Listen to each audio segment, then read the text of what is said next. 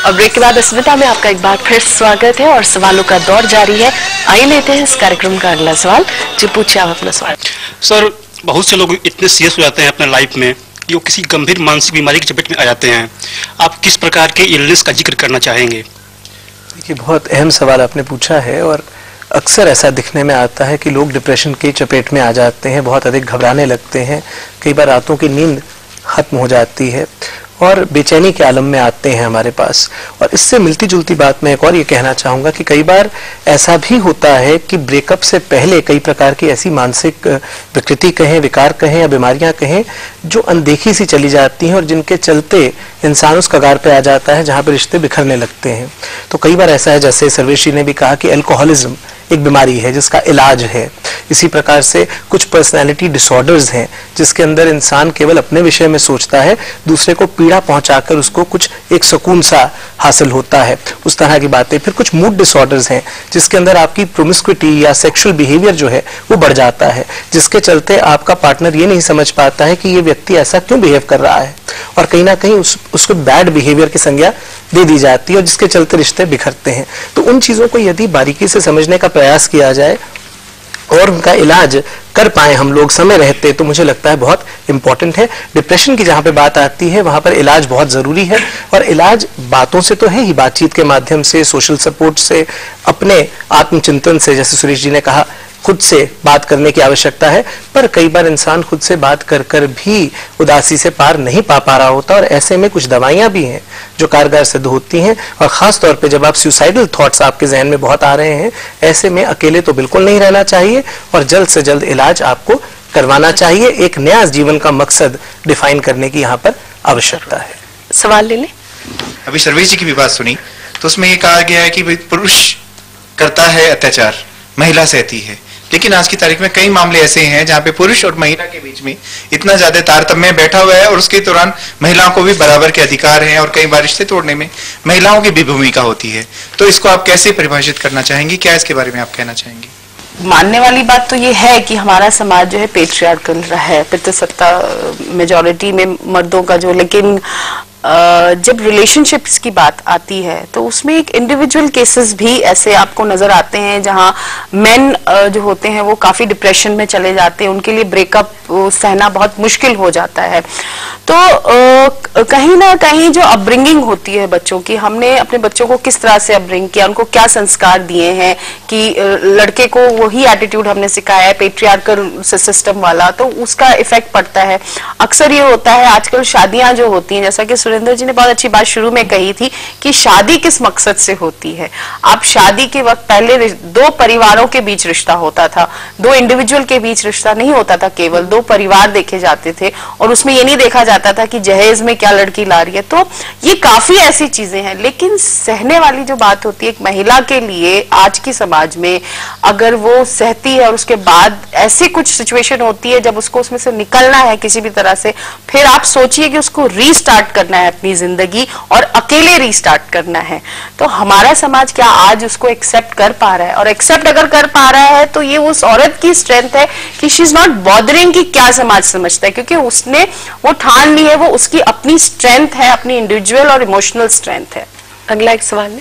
मेरा क्वेश्चन कमल जी से है। जी, अक्सर कहा जाता है कि ब्रेकअप के बाद जो फेस होता है तो हमें अपनी डेली रूटीन में कुछ चेंजेस करनी चाहिए ताकि उस फेस से हम निकल सकें बाहर। तो ऐसे क्या चेंजेस होने चाहिए अपनी डेली रूटीन में? देखिए, ब्रेकअप के बाद आप एकदम से जो फ्लो में आप चल रहे थे, जो आपका पहले रिलेशनशिप था, चाहे उसमें फोन पे बात करना था, मिलना था, या अगर आप शादीशुदा हैं तो सुबह से लेकर के शाम तक जो भी आपके रोजमर्रा के काम हैं उनके अंदर आपके पार्टनर का साथ था, तो एकदम से जब ब्रेकअप होता है तो वो पर्सन आपकी लाइफ से एकदम से गायब हो जाता है। जाहिर है अक्सर लोग अलग हो जाते हैं, दूर रहने की बात करते हैं, सोचते हैं या रहना शुरू कर देते हैं।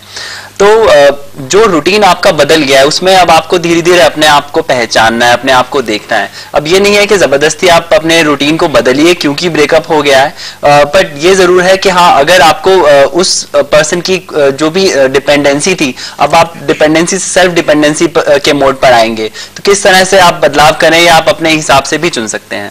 देखिए अक्सर ऐसा होता है कि आपके किसी क्लोज की डेथ हो जाती है, that person is not with you, लेकिन वो दुख आपको है, फिर भी आप अपनी जिंदगी तो नहीं रोक रहे हैं, आप कंटिन्यू कर रहे हैं ना, तो उस जिंदगी को जीना है, सारी चीजें अपनी जगह है, उसको समझते हुए आपको आगे फ्यूचरिस्टिक होना है। नहीं, कई बार ऐसा भी होता है, जो ब्रेकअप होते हैं उसकी वजह एक तीसरे व्यक्ति का जिंदगी माना होता है। हाँ, 90% इन केसेस में ब्रेकअप होता है क्योंकि आप 100% एफिशिएंसी चाहते हैं अपने साथी में, वो भी आप में चाहती है और आप भी चाहते हैं, क्योंकि पढ़ाई ने हमें इतना सोच दे दी है कि हम ये सोच नहीं पाए कि हम भी 100% नहीं, हमें 100% क्यों चाहिए। और जब तीसरा जिंदगी में आता है उसकी वजह से ब्रेकअप होता है। 90% केसेस में मैंने देखा है कि वो तीसरा व्यक्ति या पत्नी कोई भी है वो, उसकी वजह से ब्रेकअप होता है।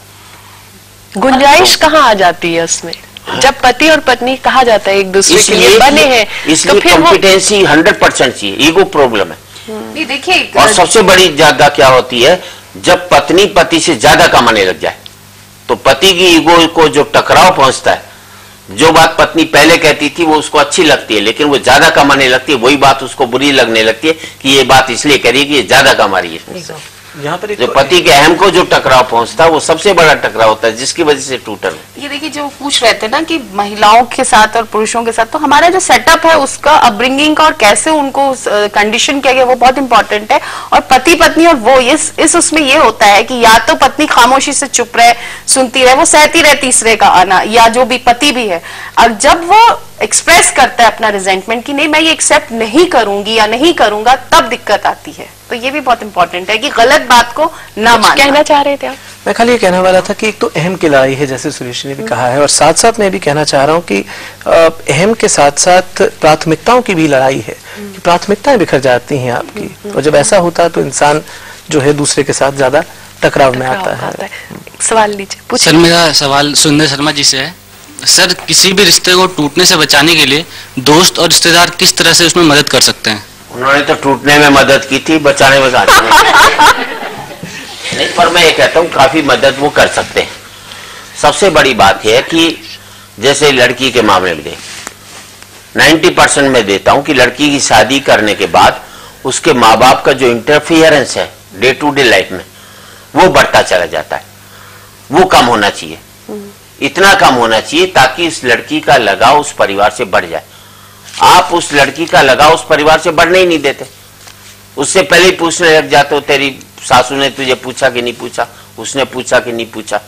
तो ये जो बीच का जो आते हैं लोग, उन्हें अपनी बेटी से प्यार है, वो नहीं देख रहे कि आप बेटी का हित कर रहे हैं, उसको उससे जुड़ा होना चाहिए। मैं अपनी बेटी के, मुझे नहीं मालूम कि मैं 2 साल पहले गया था, 3 साल पहले गया था, या अपनी बहन के कब गया था, पर मुझे याद है कि आधी रात को उसको जरूरत होगी तो मैं आज ही रहूंगा। लेकिन डे टू डे लाइफ में मैं इंटरफेरेंस करूं ना, मैं अपनी जिंदगी में चाहता अपने घर में, ना मैं किसी और के घर में डिफर। ये होना चाहिए। एक सवाल ले ली। आज के टाइम पे मटेरियलिस्टिक होना क्या रिलेशनशिप को खत्म करता है?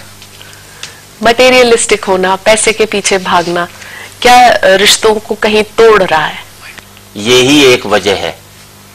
और इस देश में जितने भी मीडिया के साधन आए हैं, उन्होंने लग्जरीज इतनी बढ़ा दी हैं, लोगों की सोच में हर एक चीज को पाने की लालसा पैदा हुई। लेकिन इसमें रिश्ते ऐसे कहाँ टूटते हैं? इसलिए पैसे पाने की इच्छा है, उस पाने की इच्छा की लालसा में या तो दहेज की मांग करेगा या उस तरह की बात करेगा उससे, लड़के वालों से। पहले ये था कि मेरे पास एक साइकिल मिल जाती थी, वो गांव में लिए घूमता रहता था उसे। पहले के रिश्ते भी लड़की ही निभाती थी, और इतना निभाती थी, अपनी जिंदगी तो जीती नहीं थी। आज के जमाने में लड़की अपनी जिंदगी भी जीना चाहती है। उसके पास कोई दूसरा रास्ता नहीं था, क्योंकि लड़की को पढ़ाते नहीं थे। आज लड़की को पढ़ाते हैं, उसके पास दूसरा स्वार्थ के लिए अपनी लड़की को नहीं पढ़ाते थे ना, अपने स्वार्थ के लिए। वो एक गुलाम चाहते थे। वही गलती आज जो माँ बाप पढ़ा रहे हैं लड़की को, इसलिए पढ़ा रहे हैं कि वो अपने आत्मसम्मान से जी सके। पहले लड़की के पास चारा नहीं था, माँ बाप कह देते तेरी तो लाश ही वहां से निकलेगी, बेचारी लड़की क्या करेगी, उसको तो निभाना है। पहले लड़की का मतलब ये था कि वहां पर जाने का मतलब है उसको पिटना भी पड़ेगा और काम भी करना पड़ेगा। क्या कहना चाह रहे हैं? यहाँ पे फर्क है एक असर्शन में और एग्रेशन में। असर्ट कर पाना यानी अपने बात को रख पाना, ग्रेसफुली, पोलाइटली, फर्मली। पर एग्रेशन जो है वहां दूसरे की जो बाउंड्रीज है उसके साथ हस्तक्षेप करना, उसे खींचना, उसे मोल्ड करना।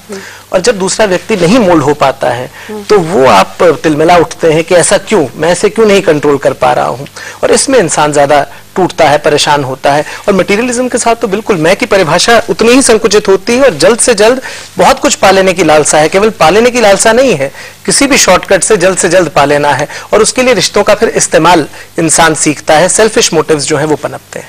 तो सवालों का दौर हम जारी रखेंगे, ले लेते हैं एक छोटा सा ब्रेक। आप रहिएगा अस्मिता के साथ।